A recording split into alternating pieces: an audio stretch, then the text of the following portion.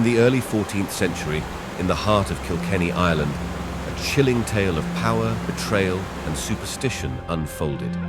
This is the story of Alice Kyteler, a wealthy and influential woman, and her maidservant, Petronilla de Meath. Their tale would become one of the most infamous witch trials in medieval history, a stark reminder of the perilous power of fear and superstition. Alice Kyteler was born into a prosperous Anglo-Norman family, securing her place among Kilkenny's elite. Her intelligence and business acumen led her to marry 4 times, each marriage increasing her wealth and influence. Alice was known for her beauty and charm, qualities that endeared her to many, but also aroused envy and suspicion among others. Her marriages, however, were not without controversy. Alice's first husband, William Outlaw, left her with considerable wealth. Her subsequent marriages to Adam le Blond, Richard de Val, and John le Poy, each ending in the mysterious deaths of her husbands, further fueled rumours and speculation. To her stepchildren, her fortune seemed a testament to malevolence rather than business savvy. After the deaths of her husbands, the whispers turned to accusations. Alice's stepchildren, driven by greed and fueled by superstition, accused her of using sorcery to murder their fathers. They claimed she poisoned them to seize their wealth, painting her as an evil sorceress who consorted with demons and practiced dark rituals. The accusations were not limited to murder. They spoke of nightmarish rituals, invoking demons and unholy pacts. Alice was accused of sacrificing animals, creating potions, and summoning demonic entities to do her bidding. These tales, filled with vivid and terrifying details, captured the imagination of the people of Kilkenny and ignited a fervor of fear and superstition. In a desperate bid to save their inheritance, Alice's stepchildren sought the intervention of Richard de Ledrede, the Bishop of Ossory. De Ledrede, a man of unwavering conviction, saw in Alice's case an opportunity to strike at what he perceived as the root of evil in his diocese. The stage was set for a confrontation between a powerful woman and a zealous bishop. Bishop de Ledrede, armed with his religious authority and a fervent belief in the fight against heresy, began to gather evidence and rally support for the prosecution. He issued an edict against Alice, demanding her arrest and trial. The people of Kilkenny, gripped by fear and superstition, were quick to believe the worst. De Ledrede launched an inquisition, interrogating servants, neighbours, and anyone connected to Alice. Fear and suspicion spread like wildfire. Amidst the testimonies, one figure emerged central to the narrative: Petronilla de Meath, Alice's loyal maidservant. Petronilla's loyalty would soon be tested in the most harrowing way.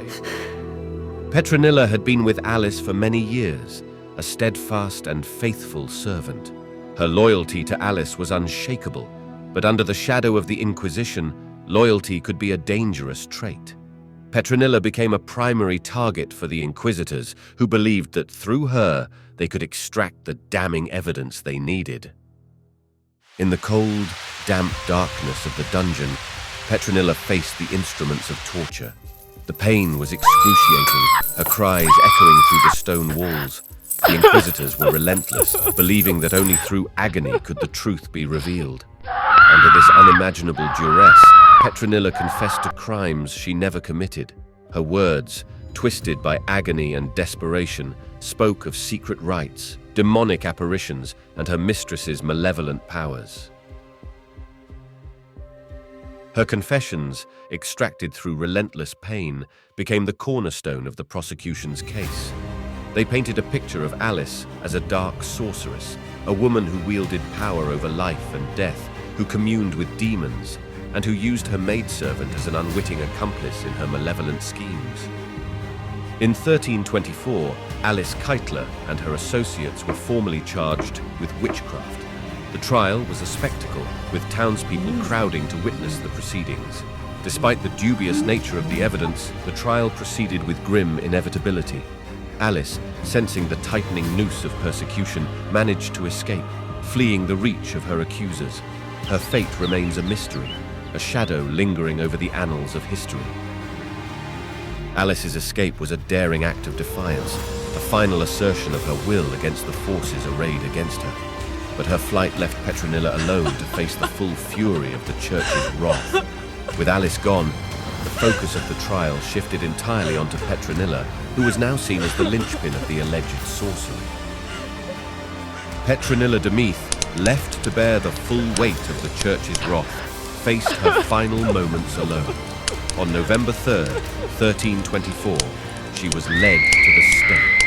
As the flames rose, consuming the pyre, her cries pierced the air, a haunting testament to her suffering. She became the first person in Ireland to be burned at the stake for witchcraft, a tragic symbol of the era's fear and superstition.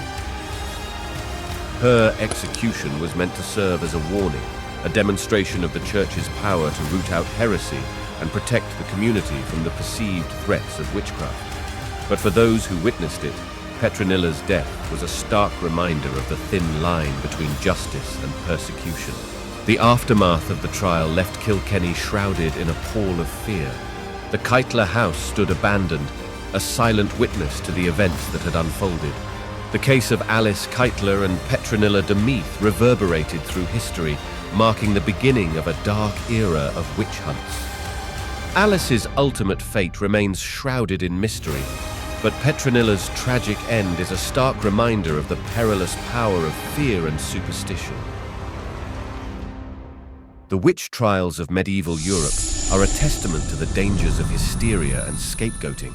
The story of Alice Kyteler and Petronilla de Meath is a powerful, somber reminder of the lives shattered by such unfounded fears. Their story serves as a stark warning of the destructive power of superstition, a lesson we must never forget.